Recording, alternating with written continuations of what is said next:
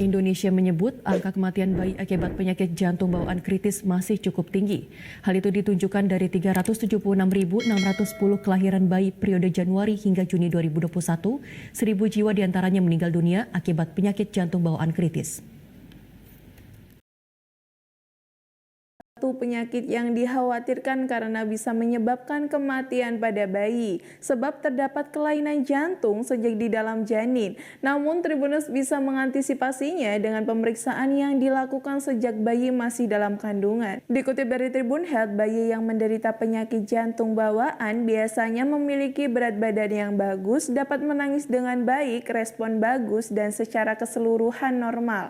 Namun ketika bayi dipulangkan ke rumah setelah 3 hari pertama kelahiran biasanya baru muncul gangguannya. Penyebab dari penyakit bawaan ini tidak pasti loh Tribuners. Meskipun demikian, Tribuners bisa mendeteksi penyakit jantung bawaan dengan pemeriksaan fetal ekokardiografi. Fetal ekokardiografi adalah pemeriksaan pada jantung bayi dalam kandungan menggunakan prinsip yang sama dengan pemeriksaan USG. Pemeriksaan tersebut harus dilakukan oleh dokter yang sesuai dengan keahliannya. Deteksi dini penyakit jantung bawaan ini juga bisa dilakukan sesudah bayi dilahirkan dan pada fase pertumbuhan anak 3 bulan sampai 8 tahun.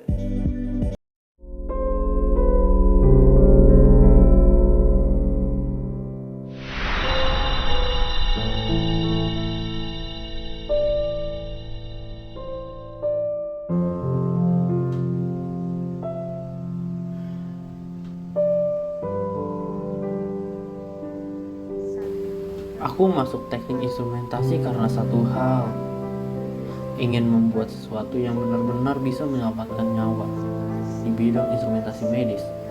Tapi semakin banyak belajar, semakin aku sadar. Teori banyak, tapi nyawa itu nyata. Dan kejadian itu menamparku yang minggu lalu.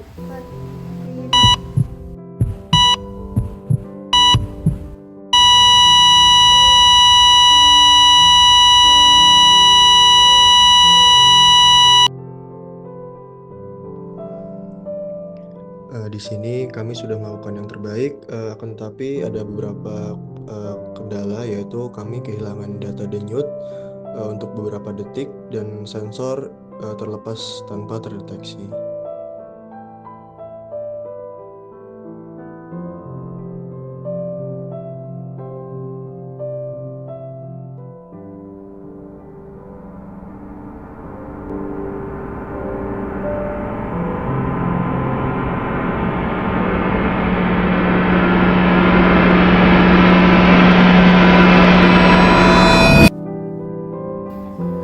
Bayangkan kalau alat itu tidak tergantung di dada. Bayangkan kalau kita bisa pantau denyutnya dari leher, dari karotis. Tempat detak jantung terasa paling dekat dengan hidup. Mungkin begitu.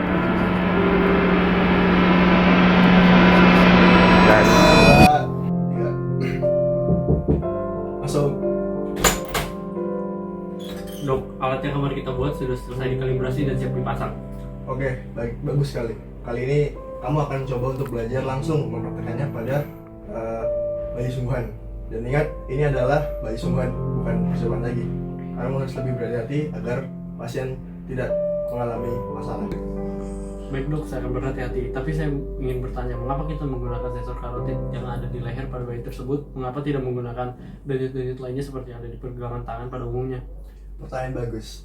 Jadi, kenapa kita menggunakannya pada leher bayi? Karena pada bayi baru lahir, pembuluh karotis di leher itu lebih mudah diakses dan sinyal digital yang dihasilkan itu lebih kuat. Seperti itu. Nah. Silakan masuk. Permisi dok, bagaimana kondisi anak saya dok? Selamat siang Pak. Untuk anak Bapak kondisinya saat ini stabil, tapi saat ini kami akan memasang alat tes pemantau denyut jantung berbasis sensor karotis pada anak Bapak. Sensor karotid. Sensor karotid, apa itu dok? Jadi ini adalah sebuah alat kecil yang ditempel di area leher bayi untuk melihat pembuluh karotis bayi tersebut. Alat ini nanti akan memanfaatkan prinsip foto. Ini nggak usah nggak sih? Perhatikan Andi, ini bukan hanya sekedar deteksi denyut jantung. Ini kan boleh nggak sih? Tapi ini juga bisa mendeteksi awal shock pada bayi. Apa? Bisa dilihat, sensor ini bisa menghasilkan denyut nadi yang dapat dilihat pada grafik. Permisi dok. Bagaimana Pak? Wah, saya sangat bersyukur dok. Terima kasih iya. atas adanya alat ini. Dulu orang tua kami hanya melihat dari warna kulit dan tangisan doang. Sama-sama Pak. Jika ada masalah lagi terkait hal ini, Bapak bisa langsung menuju saya untuk konsultasi lebih lanjut. Siap, terima kasih. Boleh?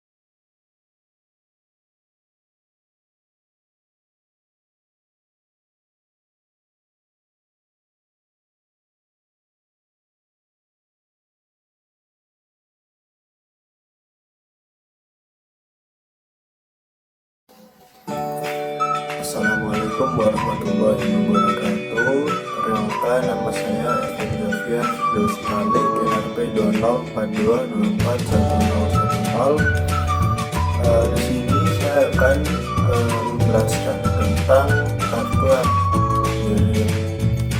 dari alat yang buat atau PCB. Jadi di PCB ini terdapat beberapa komponen, yaitu ada IC OP-Amp AD620, lalu ada IC OP-Amp CA340, dan ada IC OP-Amp OP07.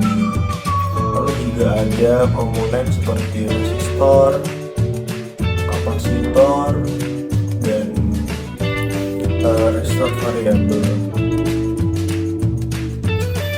Lalu di PCB ini terdapat beberapa rangkaian yang digunakan, yaitu ada instrumentation amplifier, ada HPF atau high pass filter, HPF atau low pass filter, rangkaian notch, dan ada rangkaian adder. Untuk rangkaian instrumentation amplifier sendiri di sini menggunakan beberapa IC OP-Amp, yaitu ada satu IC AD620, satu IC OP07, dan satu IC CA340. Di sini rangkaian instrumentation amplifier digunakan untuk sebagai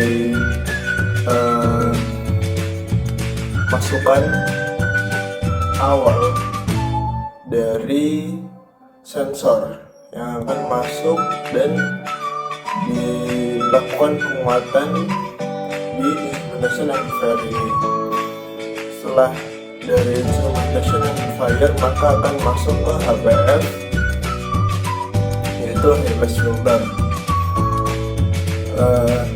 Untuk apa high pass filter ini? Di sini high pass filter digunakan untuk meloloskan sinyal frekuensi yang tinggi.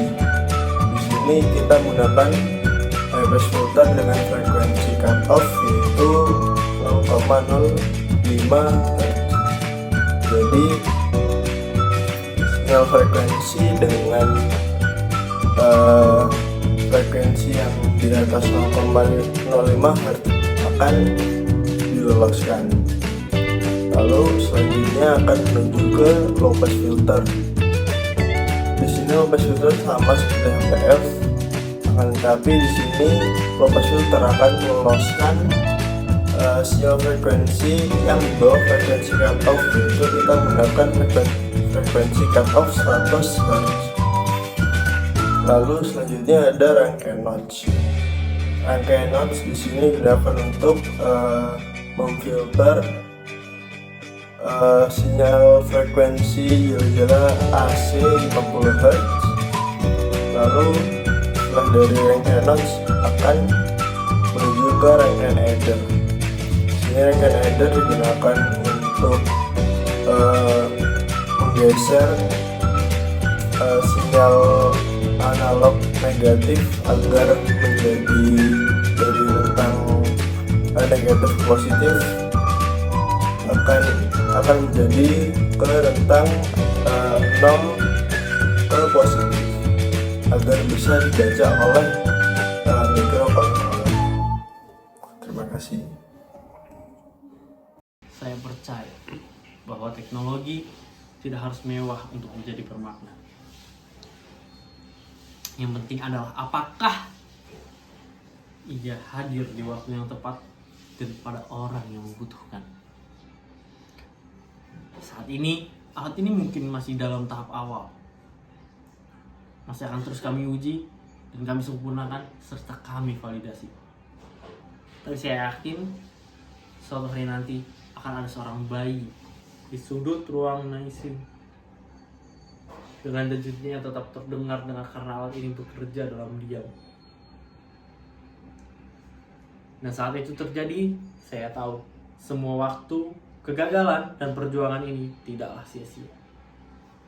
Terima kasih telah mendengarkan detak yang tak mungkin lagi terdengar,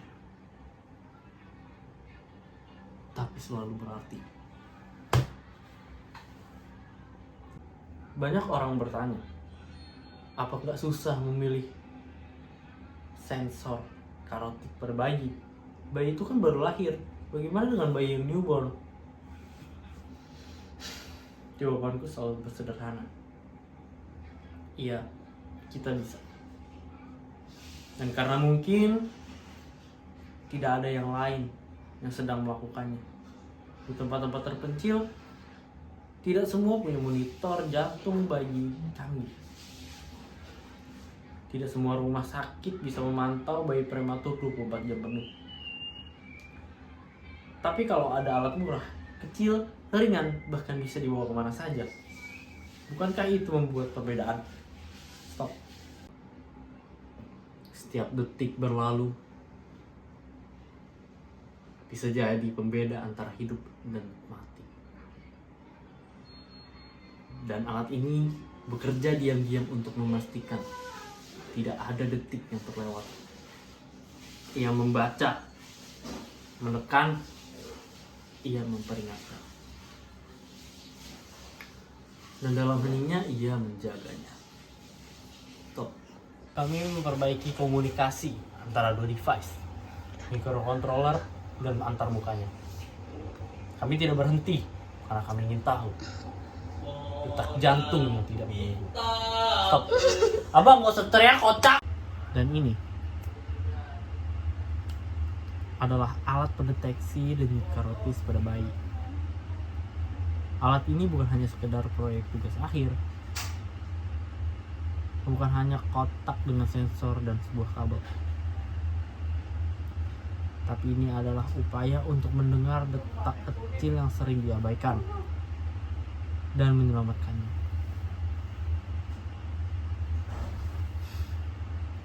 Pemilihan area karotis karena sinyal itu paling kuat dan minim gangguan, terutama pada bayi prematur. Kami menggunakan sensor yang lembut dan non-invasif. Tidak ada jarum, tidak ada luka, hanya pengolahan sinyal. Stop. Tahukah kamu bahwa detak jantung adalah suara pertama yang kita dengar dalam kehidupan? Sejak dalam kandungan, bahkan sebelum bayi menangis untuk pertama kalinya. Detaknya sudah lebih dulu berbicara. Tapi bagaimana kalau detak jantung itu melemah? Bagaimana kalau kita terlambat tahu? Disinilah cerita alat ini dibuat dan dimulai. Bukan dari laboratorium, bukan dari papan sirkuit atau sensor, tapi dari rasa takut. Takut kehilangan nyawa yang belum sempat hidup. Dari kesedihan seorang ayah yang hanya bisa menatap inkubator dan mendoa. Dari frustasi seorang mahasiswa menyadari kadang teori tak cukup untuk menyelamatkan. Dan saya sendiri serta teman saya adalah bagian dari tim yang mencoba menjawab ketakutan itu. Bukan dengan janji, tapi dengan alat yang nyata. Alat yang kecil, tapi dengan harapan yang besar. Stop.